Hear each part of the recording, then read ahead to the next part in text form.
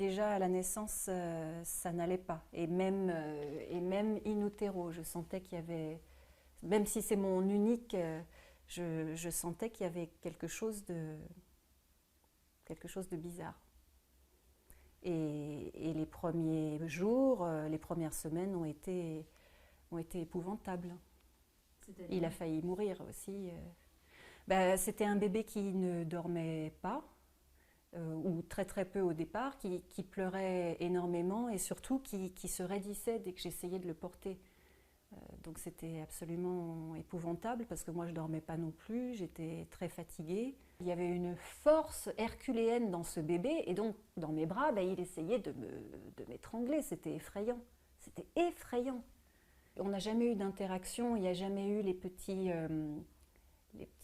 ba ba ba, choses comme ça, il n'a jamais eu ça. Donc moi ça m'inquiétait. En fait moi j'étais très inquiète et j'en parlais aux médecins, j'en parlais à ma famille, j'en parlais à tout le monde et tout le monde me disait mais non, j'avais l'impression que tout le monde était dans le déni et moi j'avais terriblement besoin qu'on valide cette chose-là que j'avais, dont j'étais persuadée mais depuis que je portais cet enfant. J'avais besoin qu'on m'accompagne. Qu'est-ce qui a été le plus difficile dans la petite enfance, des rituels qu'ils faisaient, vous qui ne compreniez pas forcément, c'était quoi? Pour moi, le plus difficile, c'était de me sentir isolée et incomprise, vraiment. C'était ça le plus dur. Après, les nuits, l'impossibilité de pouvoir dormir, ou dormir par petits moments, l'impossibilité d'avoir un enfant qui peut s'endormir seul, ça c'était épouvantable, mais épouvantable, parce que je me disais, mais quand est-ce que je vais pouvoir reprendre mon souffle? Je le couchais, il ne s'endormait pas tout seul, il hurlait, je pouvais même pas aller faire les courses, il y a eu toute une période où, parce que quand je le mettais dans sa poussette, je ne pouvais pas sortir, il hurlait dès qu'on franchissait la porte, et il hurlait encore plus quand on rentrait dans un supermarché, c'était épouvantable. Alors ces rituels, ça a varié. En ce moment, les rituels, ce qui l'apaise beaucoup quand il revient à la maison, c'est de faire vibrer des choses avec toutes sortes d'objets. C'est de faire de très jolis bruits, frapper les objets, les surfaces dures et en tirer des bruits cristallins. Ça va être avec des plateaux en tôle émaillée et une balle. Mais sur les verres, quand on mange, hop, il va falloir faire carillonner et c'est tellement magnifique. Donc ça, c'est son plus beau rituel. Mais il a le rituel, par contre, de ce qu'on appelle les automutilations aussi.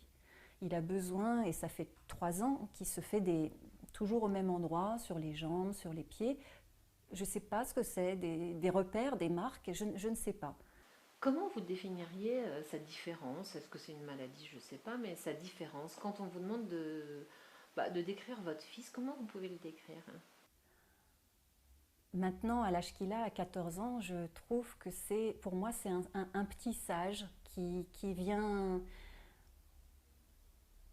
je ne sais pas, d'une autre planète ou du ciel. Pour moi, c'est quelqu'un qui a une sensibilité extraordinaire, alors qui a réussi maintenant à intégrer nos codes, enfin quelques codes, etc., qui est lumineux.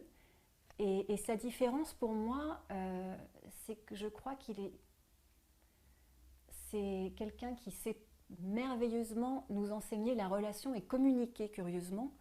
Il a une richesse, voilà, il a une richesse qu'on n'a pas. Pour moi, c'est ça cette différence, c'est cette richesse qu'il arrive à communiquer autrement qu'avec des mots, parce que pour lui, les mots, il les connaît, les mots, mais ça a l'air d'être un outil trop pauvre pour exprimer toute la richesse qui est en lui. Donc il va l'exprimer avec ses expressions, mais ça c'est arrivé, ça a mis du temps, et c'est venu de lui. Donc il exprime par son visage, par son regard, par ses sourires. Il a tellement de sourires différents. C'est comme un instrument de musique extraordinaire, comme un violon.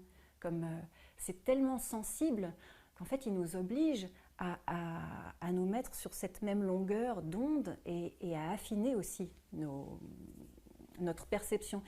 C'est quelqu'un en fait un peu comme un miroir qui nous montre que c'est peut-être nous qui avons un problème de communication.